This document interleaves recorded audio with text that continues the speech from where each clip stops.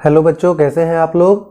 आज का जो अपना वीडियो है वो class 10th Bihar board panorama part 2 का चैप्टर नंबर 1 है, जो है द पेस फॉर लिविंग। ठीक है बच्चों, पेस का मतलब होता है गति और लिविंग का मतलब होता है रहने के लिए, जीने के लिए। तो इसका अर्थ हुआ कि जीने के लिए गति, ठीक है, या जीने की रफ्तार, जिसे लिखा है आरसी हचिंसन ने। ठीक है, तो बच्चों चैप्टर को शुरू करने से पहले हम सबसे पहले आरसी हचिंसन के विषय में जानते हैं। और बच्चों जहाँ भी ऐसा अंडरलाइन होगा आप समझोगे कि वो आपके ऑब्जेक्टिव के लिए काफ़ी ज़्यादा इम्पोर्टेंट है। तो चलिए देखते हैं। आरसी हचिंसन जो हैं ए ब्रिटिश नॉवेलिस्ट। बच्चों ब्रिटिश कहते हैं इंग्लैंड के लोगों को, अंग्रेजों को। तो आरसी हचिंसन उपन्यासकार थे, नॉवेलिस्ट थे। कहाँ के? ब्रिटिश, अंग्रेज उपन्यासकार थे। ठीक है, ध्यान रखिएगा, ब्रिटिश नॉवेलिस्ट। एग्जिबिट्स, वो प्रदर्शित करते हैं, बताते हैं एन एक्सेप्शनल फ्लेयर। बच्चों एक्सेप्शनल का मतलब होता है असाधारण, ठीक है, और फ्लेयर का मतलब स्वभाव। तो आरसी हचिंसन प्रदर्शित करते हैं एक असाधारण स्वभाव for touching the sensitive issues. बच्चों सेंसिटिव का मतलब संवेदनशील और इशूज का मतलब मुद्दे। तो आरसी हचिंसन ऐसे तो नॉवेलिस्ट हैं ही, लेकिन वो संवेदनशील मुद्दों पर भी अपनी राय रखते हैं, बातें लिखते हैं। ठीक है, अब कैसी संवेदनशील मुद्दे? Of the contemporary society. Contemporary मतलब समकालीन और सोसाइटी मतलब समाज। आरसी हचिंसन के समय का जो सोसाइटी था, समाज था, उस समाज में जो भी सेंसिटिव इशूज थे, संवेदनशील मुद्दे थे, उसे आरसी हचिंसन टच करते थे, मतलब उसके विषय में लिखते थे। With all it's contradictions and paradoxes. बच्चों कंट्राडिक्शंस का मतलब होता है अंतर विरोध और पैराडॉक्सेस का मतलब विरोधाभास। तो उस समाज की जिसमें आरसी हचिंसन रह रहे थे, उस समाज में जो भी अंतर विरोध और विरोधाभास थे या टकराव थे, उस समाज के इन सभी विशेषताओं को, सेंसिटिव इशूज को वो टच करते थे, लिखते थे। In the pace for living, ये जो चैप्टर अभी आप पढ़ने जा रहे हो जिसका नाम है the pace for living, R C Hutchinson captures. इसमें इस चैप्टर के अंतर्गत आरसी हचिंसन कैप्चर करते हैं, बताते हैं द अगोनी ऑफ मॉडर्न मैन। ठीक है, अगोनी का मतलब होता है बच्चों व्यथा, पीड़ा, दुख, ऑफ मॉडर्न मैन, आधुनिक मानव की। जैसे आजकल के मानव क्या है? मॉडर्न मैन है। मॉडर्न मैन क्यों है? क्योंकि आजकल के जो आदमी की ज़िंदगी है ना, वो बहुत ज़्यादा पेस वाली है, भागदौड़ वाली है। ठीक है, तो आजकल भागदौड़ सभी कर रहे हैं, लेकिन उस भागदौड़ से सब किस चीज़ में है? अगोनी में, पीड़ा में है। ठीक है, जीवन का वास्तविक आनंद कोई नहीं ले पा रहा है। तो बच्चों ये ऑब्जेक्टिव है। द पेस फॉर लिविंग जो है, इस चैप्टर के अंतर्गत आरसी हचिंसन क्या बता रहे हैं? अगोनी ऑफ मॉडर्न मैन। ठीक है, मतलब आधुनिक मानव की दुख, व्यथा। ही ब्रिंग्स आउट, वह ये भी बताते हैं हाउ, मतलब कैसे, the fast movement of man, मतलब आदमी की जो जिंदगी है ना वो कितनी फास्ट हो चुकी है, कितनी तेज हो चुकी है। थिंग्स एंड ऑब्जेक्ट्स, मतलब आदमी हो, कोई सामान हो, कोई वस्तु हो, सब एकदम क्या हो चुके हैं? फास्ट हो चुके हैं। मूवमेंट काफ़ी फास्ट हो रहा है आज के ज़माने में। हर्ट्स द नॉर्मल रिदम, और ये जो भाग दौड़ वाली ज़िंदगी है ना, काफ़ी फास्ट वाली जो मूवमेंट है, ज़िंदगी है, भाग दौड़ जो है, ये हर्ट कर रही है। हर्ट कहने का मतलब पीड़ा पहुंचाना, दुख पहुंचाना। द नॉर्मल रिदम, जिंदगी जीने की जो सामान्य लय थी। पहले के लोग कितना आराम से जिंदगी जीते थे, सुख सुविधा से जीते थे, क्योंकि उनकी आवश्यकताएं बहुत कम थी। ठीक है, तो उनके जीवन का रिदम एकदम नॉर्मल था। लेकिन आजकल के फास्ट जमाने में वो रिदम क्या हो चुका है? खो चुका है।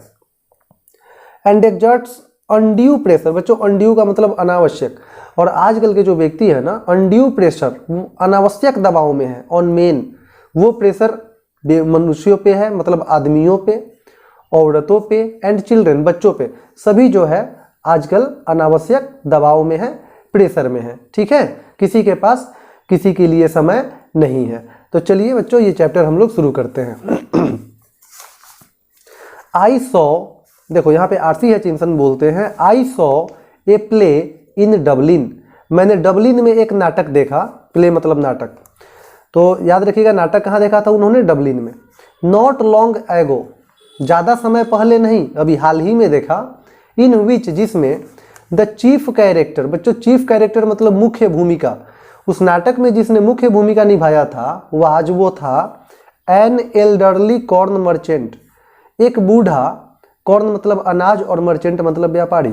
तो उस नाटक जो उन्होंने डबलिन में देखा था, उस नाटक में जो चीफ कैरेक्टर मुख्य भूमिका निभाया था वो एक बूढ़ा अनाज का व्यापारी था। In a small Irish country town, और वो जो अनाज का व्यापारी था वो रहता कहाँ था, एक छोटे से, आयरिश मतलब आयरलैंड, जैसे हम लोग इंडियन है, इंडिया के लोगों को इंडियन बोलते हैं ना, वैसे ही आयरलैंड के लोगों को आयरिश बोलते हैं। तो वो आयरिश था और एक छोटे से शहर में रहता था, ठीक है। He was a man of many anxieties, बच्चों एंग्जाइटी का मतलब होता है चिंता, ठीक है, और एंग्जाइटीज मतलब चिंताएं। वो जो आदमी था वही बूढ़ा अनाज का व्यापारी, उसके पास था a man of many anxieties, उसको बहुत सारी चिंताएं थी। His heart was dicky, dicky मतलब कमजोर, उसका जो दिल था वो बहुत कमजोर था। His Neiphiu was cheating him, बच्चों ये ध्यान रखना, उस व्यापारी का जो भतीजा था, नेफ्यू था, वो उसे धोखा देता था, चीट करता था। हिज वाइफ, और उसकी जो पत्नी थी व्यापारी की, हैड द फंटास्टिक नोशन, बच्चों नोशन मतलब लत, उसकी पत्नी को एक शानदार लत थी, किस चीज की, ऑफ स्पेंडिंग 10, इसे पौंड कहते हैं, पौंड जैसे हमारे यहाँ रुपया बोलते हैं, अमेरिका में डॉलर बोलते हैं, उसी तरह से आयरलैंड में रुपए को, मतलब वहाँ की मुद्रा जो है वो पौंड है, ठीक है, तो इसे पौंड पढ़ेंगे। 10 पाउंड ऑन अ हॉलीडे, तो उसकी पत्नी जो है ना, प्रत्येक छुट्टी में कोई भी ऐसा अवसर आए, हॉलीडे आती थी, तो उसकी पत्नी कितनी डॉलर खर्च करती, कितने पाउंड खर्च करती थी, 10 पाउंड खर्च करती थी, ध्यान रखिएगा। All together the pace of life, और उस व्यापारी की जो जिंदगी की गति थी, was getting too much for him, वो उसके लिए बहुत ही ज़्यादा थी। क्यों? क्योंकि उसका भतीजा धोखा दे रहा था और उसकी पत्नी को अगर हॉलीडे आए तो उसे लत थी, नोशन थी 10 पाउंड खर्च करने की, तो उसकी पत्नी को इतना चाहिए ही था, ठीक है। तो इन सब की पूर्ति करने के चक्कर में ना उस व्यापारी जो था उसकी पेस ऑफ लाइफ, जीवन की गति जो थी वो बहुत ज़्यादा हो गई थी। एंड और इन ए मोमेंट ऑफ डिस्पेयर, बच्चों डिस्पेयर मतलब निराशा, ए मोमेंट ऑफ क्षण, इस निराशा के क्षण में he uttered a great cry from the heart, उसके हार्ट से, दिल से, अटर्ड मन निकलना, उसके दिल से निकलता था एक ग्रेट क्राई मतलब बहुत ज़्यादा आवाज़, उसके दिल से आवाज़ निकलती थी, वो मन ही मन रोता था। दे टेल मी, उन लोगों ने मुझे बताया, देयर्स एन एरोप्लेन, कि कोई एरोप्लेन है, एक एरोप्लेन है, जहाज है, नाउ, जो कि अब goes eight 1000 miles an hour. तो बूढ़ा व्यक्ति क्या कहता है कि देखिए हवाई जहाज जो है अभी के ज़माने में वो उसकी रफ्तार कितनी है, 1000 मील प्रति घंटे, मतलब बहुत ज़्यादा है। Now that is too fast, लेकिन मेरी जो ज़िंदगी है ना वो हवाई जहाज की रफ्तार से भी क्या है, ज़्यादा है। ऐसा कौन बोलता है? वो बूढ़ा व्यक्ति, ठीक है। अब ऐसा क्यों बोलता है तो चलिए आगे देखते हैं। फॉर मी, मेरे लिए, अब यहाँ पे आरसी हचिंसन बोलते हैं मेरे लिए, that was the most enchanting line in the play, play मतलब नाटक। आरसी हचिंसन कहते हैं कि ये बूढ़े व्यक्ति ने जो एरोप्लेन वाली बात बोली कि एरोप्लेन 1000 मील प्रति घंटे की रफ्तार से उड़ता है और मेरी जिंदगी की रफ्तार उससे भी ज़्यादा है, तो उसका ये जो लाइन था ना उस नाटक में, उसने जो ये लाइन बोला, ये मेरे लिए मोस्ट, सबसे ज़्यादा इंचांटिंग था, मनमोहक था, ठीक है। द मैन्स कंप्लेंट, उस बूढ़े आदमी की जो कंप्लेंट थी, शिकायत थी, किससे? अपनी जिंदगी से। Was so gloriously irrelevant to his own situation, तो वो बूढ़ा व्यक्ति क्या कहता है, उस बूढ़े व्यक्ति के अनुसार उसकी जो अपनी, ऑन मतलब अपनी, उसकी जो अपनी स्थिति थी ना, इरेलीवेंट, बच्चों इरेलीवेंट का मतलब होता है असंगत, इरेलीवेंट का मतलब असंगत। क्या आप ये बताइए कि उस एरोप्लेन की रफ्तार से ज़्यादा रफ्तार उस बूढ़े व्यक्ति की हो सकती है? नहीं हो सकती है जिंदगी की, लेकिन उसे ऐसा लगता है। तो इसीलिए कवि ने कहा कि उस बूढ़े आदमी ने जो अपनी स्थिति बताया, किससे तुलना करके, एरोप्लेन से तुलना करके, ये बहुत ही ज़्यादा इरेलीवेंट है, असंगत है, जो सही नहीं बैठती है, ठीक है, क्योंकि एरोप्लेन की रफ्तार कहीं ना कहीं ज़्यादा ही होगी। एंड बेसाइड्स बीइंग कॉमिक, ठीक है। तो बच्चों देखिए कॉमिक का मतलब क्या होता है, जैसे कॉमेडी आप जानते हो ना, मतलब कॉमेडी करने का मतलब क्या, मतलब हंसी मजाक, ठीक है, जिसमें आपको कुछ आनंद आए उसे ही हम कॉमेडी कहते हैं। तो बेसाइड्स बीइंग कॉमिक, इसके अलावा कहते हैं कि नाटक जो मैंने देख रहा था तो नाटक में तो मुझे आनंद आ ही रहा था, लेकिन उसके अलावा it struck me, as as a perfect illustration, illustration मतलब एग्जाम्पल, उदाहरण। तो उस बूढ़े आदमी का वो जो एरोप्लेन वाला एग्जाम्पल था, इलस्ट्रेशन था, उसने काफ़ी परफेक्ट मतलब संपूर्ण रूप से ऑफ द वे, उस तरीके को बताया, द आयरिश, कि कैसे आयरलैंड के जो लोग होते हैं, आयरिश लोग जो होते हैं, get at subtle truth, subtle मतलब छोटी छोटी बातें, ट्रूथ मतलब सच्चाइयाँ या बातें, कि कैसे आयरलैंड के जो लोग होते हैं वो छोटी छोटी बातों को by the most unlikely approaches, बिल्कुल एक अलग तरीके से बताते हैं, शेयर करते हैं। ठीक है, जैसे इनके कहने का अर्थ है कि कैसे आयरलैंड के जो लोग हैं वो अपनी छोटी छोटी परेशानियों को जो है ना काफ़ी बड़े बड़े एग्जाम्पल से बताते हैं, अनलाइकली अप्रोचेज, अलग तरीके से बताते हैं। यू सॉ, आपने देखा, what the old fool meant, बच्चों यहाँ फूल का मतलब मूर्ख नहीं होगा। अब उस ओल्ड कॉर्न मर्चेंट को ना, ये जो आरसी हचिंसन है वो बार बार कॉर्न मर्चेंट नहीं लिखना चाहते हैं, ठीक है, तो इसीलिए उन्होंने यहाँ पे ओल्ड फूल मिंट लिखा है। तो इसे कहने का अर्थ ये है कि आपने देखा वो जो बूढ़ा अनाज का व्यापारी था, उसका मतलब क्या था? तो उसका मतलब यही था ना कि उसकी ज़िंदगी की जो पेस थी, गति है, वो बहुत ही क्या है, ज़्यादा है। ठीक है, तो चलिए बच्चों अब आगे देखते हैं। नॉट दैट, ऐसा नहीं है कि आई हैव एनी डिसलाइक, ये लेखक बोलते हैं, ऐसा नहीं है कि आई हैव एनी डिसलाइक, मैं नापसंद करता हूँ, मुझे पसंद नहीं है, ऑफ रैपिड मूवमेंट, ज़्यादा तेज गति से चलना, माई सेल्फ, खुद भी, मतलब इनके कहने का अर्थ है मैं खुद भी तेज गति पसंद करता हूँ, ऐसा नहीं है कि मुझे रैपिड मूवमेंट पसंद नहीं है। तो बच्चों याद रखिएगा कि लेखक जो है ना वो कैसा मूवमेंट पसंद करते हैं, रैपिड मूवमेंट। आई इंजॉय, मुझे आनंद आता है, गोइंग इन अ कार, जब मैं कार से जाता हूँ, एट 90 माइल्स एन आवर, ये पूछा जाता है आपके एग्जाम में, कभी जो है कार से कितने मील प्रति घंटे की रफ्तार से चलते हैं, 90 माइल्स एन आवर, मतलब 90 मील प्रति घंटा। So long as I am driving, कहते हैं कि मैं इंजॉय कब करता हूँ, जब मेरे कार की स्पीड 90 माइल्स होती है प्रति घंटे, और वो भी तब तक एज आई एम ड्राइविंग, जब तक मैं ड्राइव करता हूँ, मैं खुद से कार चलाता हूँ।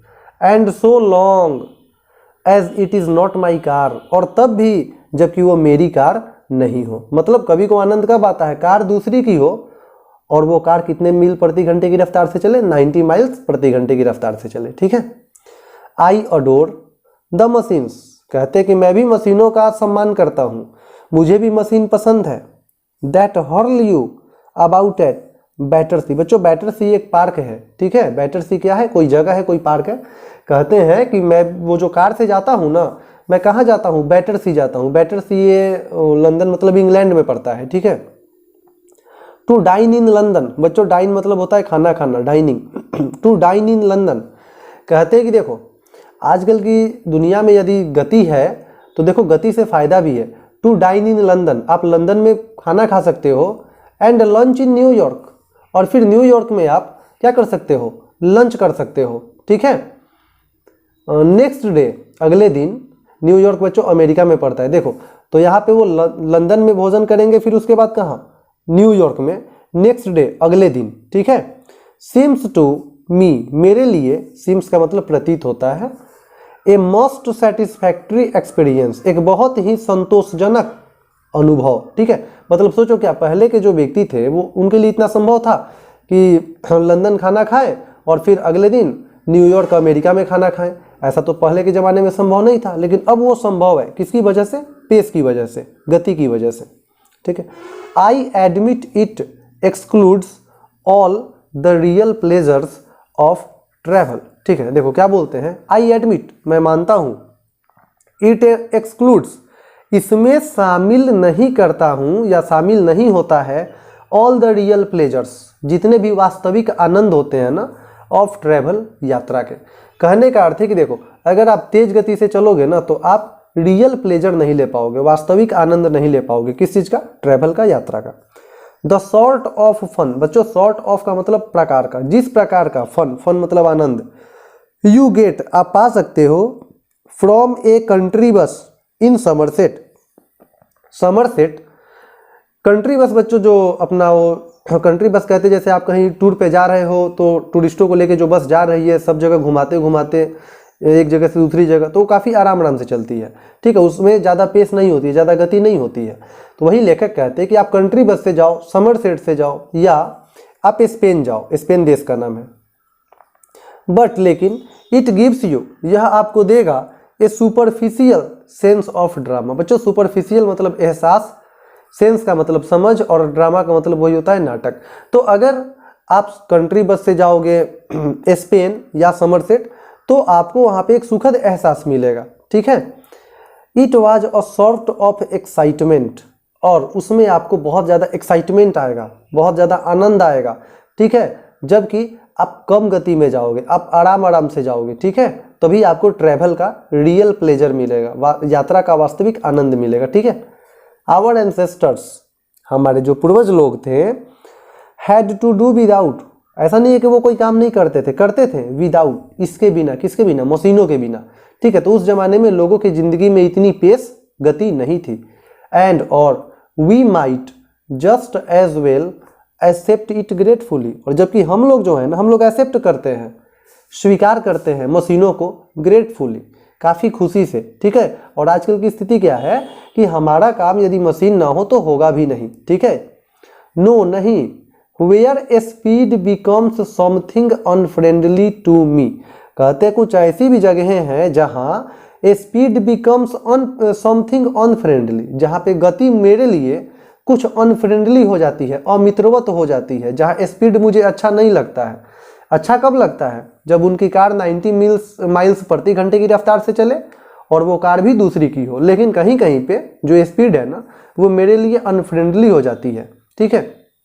अब कहाँ पे, तो देखो, टू मी मेरे लिए, इज वेयर जहाँ पे द मेंटल एक्टिविटीज, बच्चों मेंटल मतलब मानसिक, एक्टिविटीज मतलब क्रियाकलाप, जहाँ मानसिक क्रियाकलाप ऑफ आवर टाइम टेंड, ठीक है, हमारे समय की जो मानसिक एक्टिविटीज थी, तो वो मानसिक एक्टिविटीज जो है, मानसिक स्थिति जो है, उस मामले में मुझे स्पीड पसंद नहीं आती है। अब ऐसा क्यों? तो बच्चों आगे आप पढ़ेंगे इसमें, ये जो आरसी हचिंसन है ना, इनका माइंड ज़्यादा नहीं चलता है, ये काफ़ी स्लो सोचते हैं, धीमा सोचते हैं, तो स्पीड तो उनको पसंद है, लेकिन जब बात किसकी आए, मेंटल की, मानसिक स्पीड की, तो उसमें वो पिछड़ जाते हैं, इसलिए ये मेंटल एक्टिविटीज़ वाली गति को पसंद नहीं करते हैं।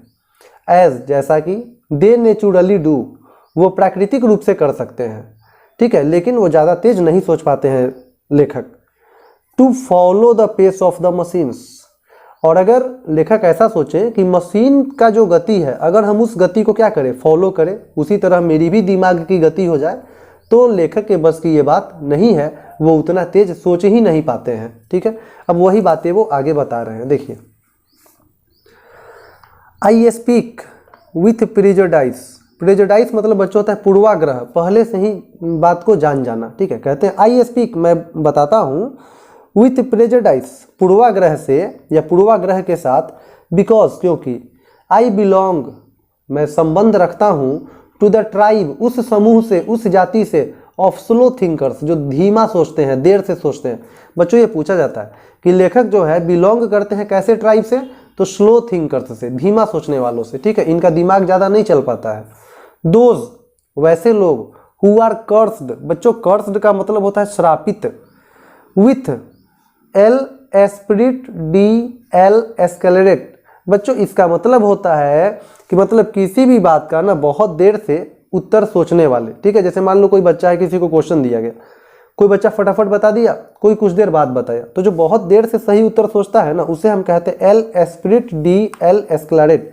तो लेखक उसी स्लो थिंकर से संबंधित है, इन्हें सही जवाब देने में ना बहुत समय लग जाता है, सोचने में समय लग जाता है, ठीक है। तो कुछ लोग ऐसे कर्स्ड होते हैं, श्रापित होते हैं, जो जल्दी सोच नहीं पाते हैं, ठीक है। तो लेखक क्या है बच्चों, स्लो थिंकर है, ध्यान रखिएगा।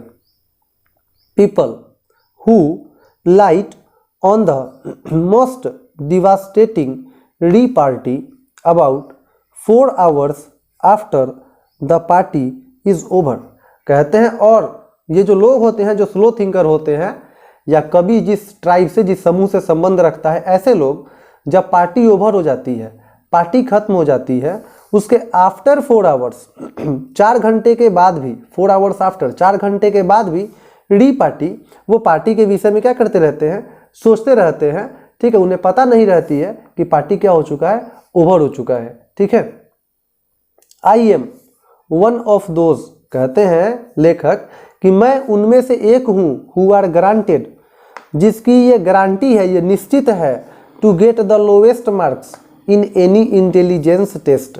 कहते हैं कि अगर हमारे जैसे लोगों की इंटेलिजेंस टेस्ट लिया जाए, दिमाग की परीक्षा ली जाए, तो कितना नंबर मिलेगा? लोवेस्ट मार्क, बहुत सबसे कम मार्क्स मिलेगा। क्यों? क्योंकि ये क्या है? स्लो थिंकर है। तो जिनका तो दिमाग तेज होगा उनका तो एग्जाम पहले खत्म हो जाएगा, वो जल्दी कॉपी जमा कर लेंगे। लेकिन ये लोग देर से सोचने वाले लोग हैं, तो इनको इंटेलिजेंस टेस्ट में कितना नंबर मिलेगा? लोवेस्ट मार्क्स मिलेगा। ठीक है, बिकॉज क्योंकि दोज टेस्ट, वो जो टेस्ट परीक्षा जो आज के ज़माने में ली जाती है, या all the ones I have come across, या अभी तक जितनी भी टेस्ट परीक्षाओं से, जांच परीक्षाओं से मेरा सामना हुआ है, सीम टू बी, ऐसा लगता है, डिजाइंड, कि आजकल की परीक्षाएं डिजाइन की जाती है, तैयार की जाती हैं, टू मेजर, बच्चों ये पूछता है, measure the speed of your mind, आपके माइंड की, दिमाग की स्पीड, गति मापने के लिए। जैसे क्या होता है आज के ज़माने में, आप परीक्षा देने जाओगे तो पहले ही टाइम फिक्स होता है कि आपको जो है 1 घंटे में ही 60 प्रश्नों के जवाब दे देने हैं। तो बच्चों अब जो धीरे धीरे सोचने वाला होगा उसका बहुत सारा प्रश्न क्या हो जाएगा? छूट जाएगा। तो आजकल का जो एग्ज़ाम लिया जाता है ना, वो इस हिसाब से लिया जाता है, डिजाइन किया जाता है कि आपका जो माइंड का स्पीड है वो कितना ज़्यादा है।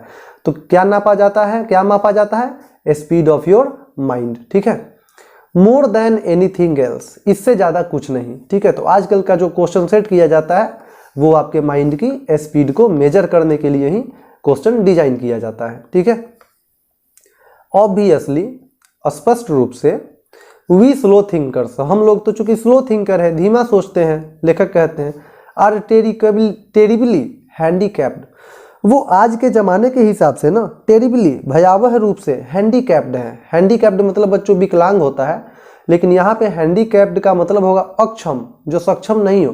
कहते हैं कि आजकल के ज़माने में जो स्लो थिंकर है ना, जो धीमा सोचते हैं, वो तो कंपटीशन निकाल नहीं पाएंगे। ठीक है, किसी एग्जाम में वो सक्सेस हो नहीं पाएंगे। तो वो लोग क्या है? हैंडीकैप्ड है, अक्षम है, in the business of getting a living, मतलब अच्छा से यदि आप अपनी ज़िंदगी अच्छे से गुजारना चाहते हैं तो उसके लिए आपका माइंड का स्पीड क्या होना चाहिए? काफ़ी ज़्यादा होना चाहिए। लेकिन जो स्लो थिंकर है वो तो इस दुनिया की रेस में पीछे रह जाएंगे। तो वो क्या है? हैंडीकैप्ड है, विकलांग है, अक्षम है। किसकी वजह से? अपने माइंड की वजह से। क्लियर हो रहा होगा आप लोगों को? देखिए बच्चों नेक्स्ट, बट लेकिन, व्हाट आई एम थिंकिंग, मैं क्या सोचता हूँ, about just now is not so much the practical use of once mind. कहते हैं कि मैं क्या सोचता हूँ कि माइंड का जो प्रैक्टिकल यूज करना है, जो सोचना है, ठीक है, as its use for enjoyment, कि माइंड का जो यूज है ना, वो लोग तो ज़्यादा सोचने के लिए कर ही रहे हैं, लेकिन मेरे समझ से, मेरा जो सोचना है कि इसका उपयोग किया जाना चाहिए किसके लिए? फॉर इंजॉयमेंट, आनंद के लिए। ठीक है, तो पहले के लोग जो हैं वो काफ़ी आनंद भरा जीवन बिताते थे, लेकिन आजकल के जो लोग हैं वो दिमाग का ज़्यादा यूज़ कर रहे हैं, उनकी ज़िंदगी की पेस काफ़ी ज़्यादा है, और इस कारण उनके जीवन से बाहर हो गया है क्या? इंजॉयमेंट, आनंद। ठीक है, लेकिन कभी भले ही स्लो थिंकर है, लेकिन वो अपने माइंड का यूज़ करते हैं किस चीज़ के लिए? फॉर इंजॉयमेंट, आनंद के लिए। Clear? Next, as an example, चलिए जैसा कि लेखक कहते हैं कि मैं आपको एक एग्जाम्पल देता हूँ। व्हेन, जब, आई गो टू द सिनेमा, जब मैं सिनेमा जाता हूँ, आई फाइंड माई सेल्फ, तो मैं अपने आप को पाता हूँ, इन अ होपलेस, होपलेस मतलब जिसे कोई उम्मीद नहीं हो, फॉग, फॉग मतलब कुहासा, कूड़ा। कहते कि जब मैं सिनेमा देखने जाता हूँ ना, तो मुझे कुछ उम्मीद ही नज़र नहीं आती है। चारों तरफ लगता है ऐसा जैसे कुहासा में कुछ दिखाई नहीं देता है, फॉग में कुछ दिखता नहीं है। मुझे उस फिल्म में ना, सिनेमा में कुछ समझ में ही नहीं आती है। क्यों? अब देखिए आगे बोलते हैं, एंड आफ्टर 2 or 3 minutes, और 2 या 3 मिनट के बाद, I have to turn to my wife, मैं अपनी पत्नी की तरफ घूमता हूँ, फॉर इनलाइटमेंट। इनलाइटमेंट का मतलब बच्चों होता है समझने के लिए, क्योंकि उनको, लेखक को फिल्म समझ में ही नहीं आती है, तो वो अपनी पत्नी से पूछते हैं। आई विस्पर, विस्पर मतलब कान में धीरे से पूछना, बोलना। मैं धीरे से पूछता हूँ, is this the same girl, कि क्या यह वही लड़की है, सेम गर्ल है, as the one we saw at the beginning, beginning मतलब शुरुआत। तो लेखक कहते हैं, अपनी पत्नी से पूछते हैं धीरे से कि क्या यह वही लड़की है जिसे हम लोगों ने देखा है एट द बिगिनिंग, शुरू में, ठीक है। एंड सी विस्पर्स बैक, और उनकी पत्नी फिर से धीरे से बोलती है, नो नहीं, there are 3 girls in this film, इस फिल्म में 3 लड़कियां हैं। ए टॉल ब्लॉन्डी, बच्चों ब्लॉन्डी कहते हैं सुनहरे बालों वाली लड़की, ठीक है, सुनहरे बालों वाली लड़की को ब्लॉन्ड कहते हैं। तो कहते हैं एक लंबी लड़की है जो कि सुनहरे बालों वाली है, एक शॉर्ट मतलब नाटी लड़की है, उतनी लंबी लड़की नहीं है, उसकी भी बाल सुनहरी है, और एक मीडियम साइज्ड ब्रूनेटी है, ब्रूनेटी मतलब गहरे भूरे बालों वाली लड़की, ठीक है, और एक मतलब ना ज़्यादा लंबी ना छोटी ही मीडियम साइज की एक लड़की है। तो उस याद रखिएगा बच्चों, फिल्म में कितनी लड़कियां थी? 3 लड़कियां, ठीक है। कॉल देम, तो उनकी पत्नी कैसे समझाती हैं? उनकी पत्नी समझाती हैं call them A B and C, कि चलो आप उसे याद रखो ए बी और सी से, ठीक है। तो इनको लगता है ना, लेखक को लगता है सब एक ही लड़की है, लेकिन उनकी पत्नी समझाती है कि नहीं 3 लड़कियां हैं, ठीक है। तो आप उन्हें ए बी और सी नाम से बोलिए। तो बच्चों देखिए, अच्छा यहाँ पे छूट रहा है, देखिए क्या है, the hero is that, hero वही व्यक्ति है, द मैन वही व्यक्ति है, who takes his hat off, जो अपना टोपी उतार लेता है, व्हेन ही कम्स, जब वह आता है, जब वह आता है, इनडोर्स, इनडोर्स मतलब अंदर, he is going to fall in love, उनकी पत्नी समझाती he is going to fall in love, उसे प्यार होने वाला है, वह प्यार में पड़ने वाला है, with girls B C A in that order, पहले बी से फिर सी से और तब ए से, इसी क्रम में, एंड सो, और ऐसा ही इट प्रूव्स टू बी, उसकी बात साबित भी हो जाती है, प्रूव भी हो जाती है। तो इसके कहने का अर्थ है कि उनकी पत्नी जो है ना, वो पहले ही समझ रही थी कि फिल्म में आगे क्या होने वाला है, क्योंकि वो फास्ट थिंकर है, जल्दी सोच लेती है, लेकिन ये क्या है, स्लो थिंकर है। There you have a mind, लेखक कहते हैं देखिए आपके पास जो माइंड है, दिमाग है, which has trained itself to work in high gear, ठीक है। तो आपने अपने दिमाग को ट्रेंड किया है, इस हिसाब से बना लिया है, टू वर्क, कि वो काम करे, इन हाई गियर मतलब काफ़ी तेज स्पीड से। Though as a matter of fact it can work in other gears, लेकिन as a matter of fact, जब कोई फैक्ट हो, कोई मुद्दा हो, it can work in other gears, तो ये दूसरे गियर में भी काम कर सकता है, जस्ट एज वेल, उतने ही अच्छे से, मतलब कि आपके ऊपर प्रेशर जैसा पड़ेगा ना, आपका दिमाग उतना ही फास्ट काम करेगा, अगर आपने अपने दिमाग को क्या किया है, ट्रेंड किया है, शुरू से ही मतलब पेस में रखा है। नेक्स्ट, बट लेकिन, माई पॉइंट इज दैट, मेरा ये विचार है, पॉइंट मतलब विचार, most of my fellow patients, fellow मतलब अपने जैसे, ठीक है, कहते कि मेरे जैसे जो पेशेंट है, जो मरीज है, कैसे मरीज, जो स्लो थिंकर है, जो धीमा सोचते हैं, ठीक है, इन द सिनेमा, जो कि सिनेमा में बैठे हुए हैं, सिनेमा देखने बैठे हुए हैं, do think fast enough to keep up comfortably, वो जो है ना अपने आप को फास्ट इनफ, ज़्यादा फास्ट कीप अप रख पाते हैं कंफर्टेबली, ताकि वो कंफर्टेबल रहे, आराम से उन्हें फिल्म समझ में आए, with rapid change of scene and action, क्योंकि रैपिड मतलब बहुत तेज़ी से, फिल्म में जो सीन है और जो एक्शन है वो काफ़ी तेज़ी से क्या होते हैं, चेंज होते हैं, बदलते रहते हैं। तो जो फास्ट थिंकर है ना, वो अपने आप को क्या करते रहते हैं, उसी हिसाब से कंफर्टेबल करते रहते हैं, वो समझते रहते हैं, लेकिन जो स्लो थिंकर है उन्हें समझ में ही नहीं आती है कि फिल्म क्या है। दे थिंक, वे सोचते हैं, मच फास्टर, मतलब जो सिनेमा हॉल में बैठे हुए लोग जो पहले ही फिल्म के विषय में जान ले रहे हैं कि आगे क्या होने वाला है, वे सोचते हैं मच फास्टर, बहुत ज़्यादा तेज, then people did 30 years ago, 30 साल पहले के लोग जितना सोचते थे ना, उससे भी ज़्यादा आजकल के लोग सोचते हैं, ठीक है। पॉसिबली, संभव है, शायद, बिकॉज, क्योंकि, those who do not think fast in the high street now days, आजकल के दिनों में जो फास्ट नहीं सोच पाएंगे, जल्दी नहीं सोच पाएंगे, may not get another chance, उनको दूसरा मौका मिलेगा ही नहीं, इन दिस वर्ल्ड, इस संसार में, टू थिंक एट ऑल, दोबारा से सोचने के लिए। क्यों?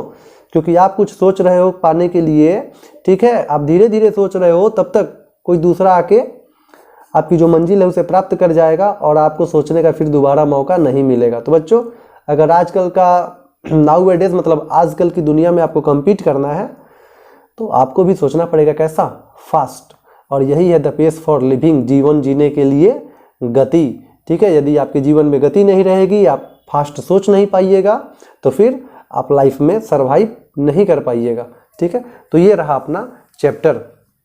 तो बच्चों इस तरह से अपना ये चैप्टर हो गया कंप्लीट। और ये ध्यान रखिएगा, आजकल के लोग कितना ज़्यादा सोचते हैं, तो 30 ईयर से को 30 साल पहले के लोगों से ज़्यादा सोचते हैं, ठीक है। तो जहाँ जहाँ अंडरलाइन है वो आपका ऑब्जेक्टिव के लिए है। तो बच्चों आज तक इतना ही, बहुत जल्द आपका नेक्स्ट चैप्टर आएगा, ठीक है। तब तक के लिए जय हिंद।